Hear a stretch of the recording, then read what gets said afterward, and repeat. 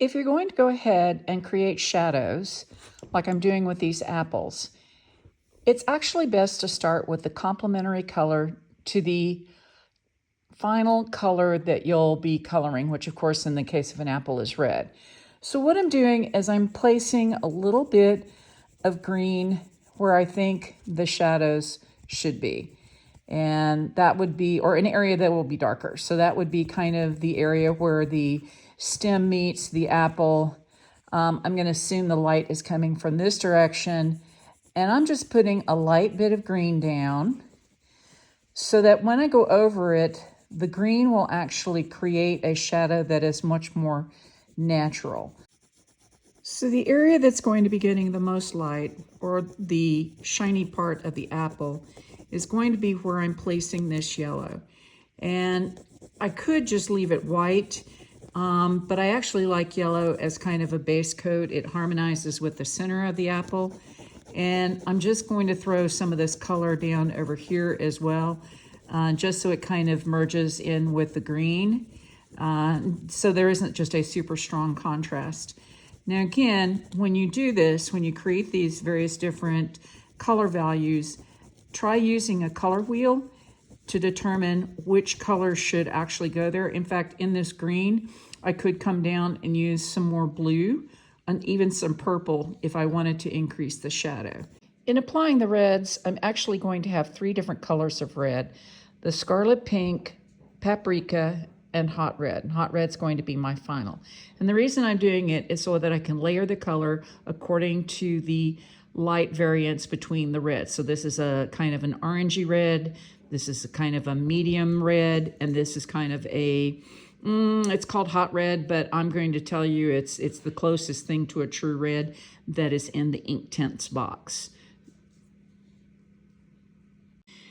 Starting with the scarlet pink, I'm going to go ahead and I'm just going to start laying in color. Now, notice right off the bat, the minute I put the red over the green, notice it looks like there's a shadow there already. So you can see why it makes a big difference to use a variety of colors in order to create shadows and different values of light. And I'm going to go ahead and go over the entire area. I am going to leave this area open. I'm not going to put any red there because, again, I want the glare of the light to make it look almost a bright yellow to slightly pinkish color. We can do some blending on that when it comes down to the end. So there's my first layer of the scarlet pink on top of the yellow and the green. Now I'm going to move over to paprika, which is a bit of a darker color. And you can see this immediately as I start to put it down.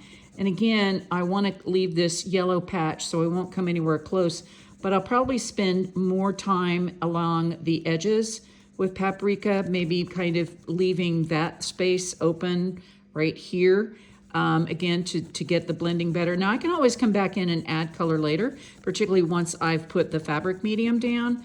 But as you can see, the shadow, because of the green, is there. It's not ever going to go away. So again, a really great trick on creating shadows using a complementary color.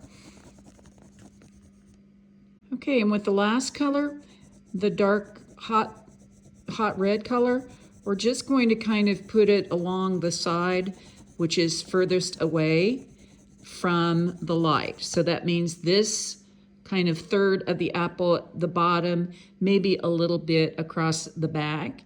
And I'm going to color this up and then come back and we'll apply the fabric medium. When you're applying the final dark color, make sure you get plenty enough of it around the stitching, because you really want that all that white that kind of shows up at the very end to be as colored up as possible. You don't really want any of that white showing. It kind of then defeats the purpose. So just make sure you rub your pencil along the stitch line really well to get as much color in as possible. Okay, so here's the apple colored. Now let me just review quickly what I did. I first put a bit of green pencil around the edges and up where there would be dark spots due to creases in the apple. Then I came over with a couple of very light yellows and made sure I left the yellow spot there so that the light, it creates an illusion of having light shine on it. Then I came across with the 3 reds, finishing up with the darkest reds last and making sure that all of the edges were covered with it. So the next thing I'm going to do is start applying fabric medium. When you apply the fabric medium, dip your brush in it and start with your lightest area first. Now I like to work in kind of a round scrubbing motion so that it gets rid of any of the lines that the pencil creates, and just keep working towards the outer edges and towards the stitching line. Now try not to bring the red back into the yellow. So again, that's a reason for starting with the yellow first, so that you don't bring the red into it. So let me just do this here real fast.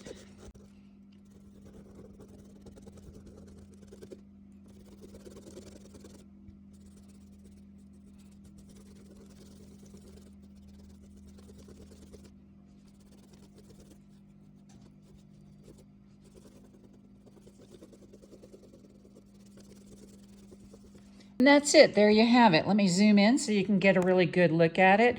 Now, yeah, I might come back in and do a little bit better blending, but honestly, I'm very happy with this, the way it looks right off the bat. If you have any comments about the technique I used here, be sure to leave them below. And as always, thank you so much for watching.